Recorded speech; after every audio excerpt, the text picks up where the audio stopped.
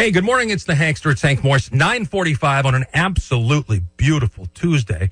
And we've got a very big event coming up this Sunday. Pat Ahern, the CEO of Care Dimensions, which is up in Danvers, and the 34th annual Care Dimensions Walk for Hospice is coming up this Sunday, the 19th. And Pat's joining me on the air right here at North Shore 104.9. Good morning, Pat. Good morning, and thank you forever for North Shore 104.9. You are always such a good friend and so highly trusted. Well, I have to say, Pat, you and your fine organization at Care Dimensions, you do so much for the community. And hospice hits home for me because I remember my grandmother had hospice care. My father-in-law had hospice care. So many friends and loved ones rely on it. And for quality of life for people and what it means for them at the end of life care is such a huge, huge thing. And you want the very best.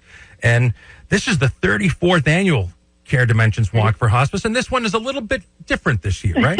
It sure is. And for 34 years, we've had a walk for hospice. But for Cheryl McDonald, starting last year. Cheryl McDonald, please call the operator. And starting for last year. Sorry, I'm in my office. That's so okay. It's important. They got to call the operator. Yeah. Starting last year, we, of course, tuned the walk to a virtual one. We're doing it again this year out of an abundance of caution and safety. The funny thing about doing it virtually is you can do it whenever you want to. Certainly, we've named Sunday as sort of celebration day. But you can sign up to Walk for Hospice for the rest of the anytime in the rest of the year, and you can do it wherever you want and however you want. And so we're excited to certainly be able to offer that as well. This is our biggest fundraiser. It means a lot. It gives us the confidence to say yes when somebody needs something special, or when someone comes to us and they have no insurance, or we want to do something special for grieving children at camp. This is what gives us confidence to know that we're going to be there for people no matter how they need us. You know, it's funny. Here we still have a week and a half or so left for summer, and you said, you can do this whenever you want, even throughout the rest of the year. Think about this. People don't like to hear it, but the holidays are on their way, right? Yep. How many times do you search for something to get somebody special, something for the holidays? Do they need another sweater? Do they need another gift certificate to the same restaurant they've been going to for 50 years? What would really mean something? This is the perfect way to give something to somebody that really means something, and you're helping. I mean, every dollar is so necessary. I think that would be a great gift to give, whether it was you celebrate Christmas, Hanukkah, whatever you celebrate. Maybe even just a Thanksgiving gift as well. And we hear that from families of people that we've served. One of the most frequent questions that comes up pretty quickly is, how can we pay it forward? What can we do to help you so that the next family gets the same kind of tender, loving care that we got? Now, let me ask you, how many different patients do you serve? Because I know it's a big number. Right. We have 3 programs. The hospice program serves about 1,000 patients a day. And then our palliative care program is another 500 patients a day. And then our home-based primary care physician program serves about 450 patients a day. So we're into the thousands in any given day in more than 75 communities. By far and away, most of the people that we serve, the patients and the families we serve, are in their own homes. We do have some that need a little bit of extra care in one of our 2 hospice houses. There's one in Lincoln and one in Danvers, but the vast majority of our patients are in their own homes. I mean, when I talk to friends, like my mom died a year and a half ago, and actually, unfortunately, we thought we were going to have hospice come in. Thank you. And she didn't even make it that far. But the feeling was, yes, let's bring mom home so she's comfortable in her own surrounding with her loved ones.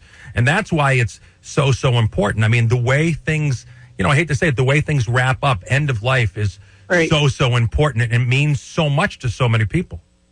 Right. And so we say, figure out what matters most to you.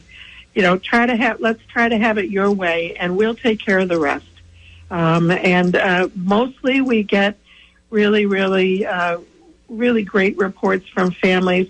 Of course, it's a bittersweet time. It's a very difficult time, but it's one of only 2 times that we all share where a life event that is so meaningful and leaves so many memories. And so we all got born, and we're all going to die. And certainly, let's do what we can to make sure that the family memories are the best that they can possibly be. And I have to say, because my mom died right before the pandemic. She died on the February 24th of 2020. But I can't remember in my lifetime, and I'm 55, having more discussion about end of life and death since the pandemic started. It's kind of opened up a conversation. And one of the things is, like, let's get as many meaningful people together and spending more time focusing on it and telling people what we do want for our own lives. Yep.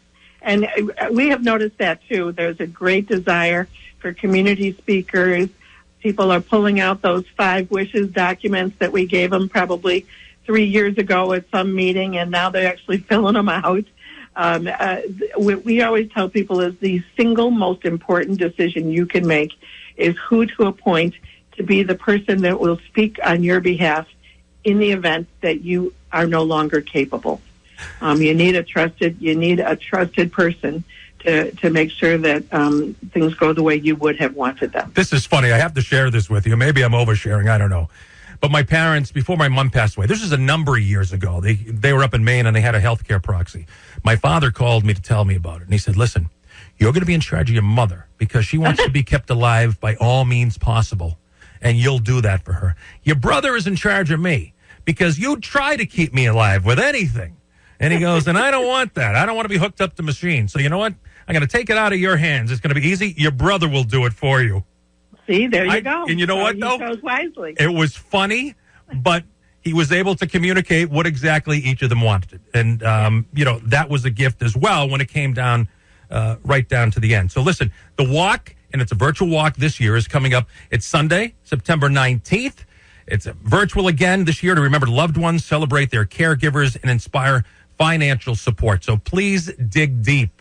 Even if you can't walk, please dig deep, make a donation, and think about giving a donation as a gift for the upcoming holiday season. If you'd like to register, all you need to do is go to the website. It's caredimensions.org/walk. caredimensions.org/walk. And if you want to watch the walk, you can do it on the Care Dimensions Facebook page, and it'll begin this Sunday at 9 o'clock.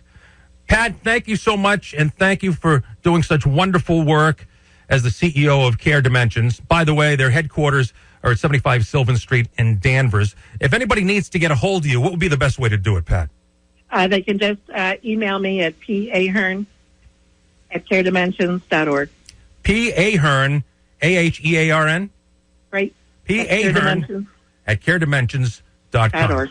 Pat, thank you for your wonderful work, and great luck on this Sunday. And right back at you. Thank you very much to you and your wonderful team for all you do for our community. Well, thank you. It's a wonderful community. We're lucky that we have the privilege to serve, so we appreciate it. All right. Thanks so much, and great luck.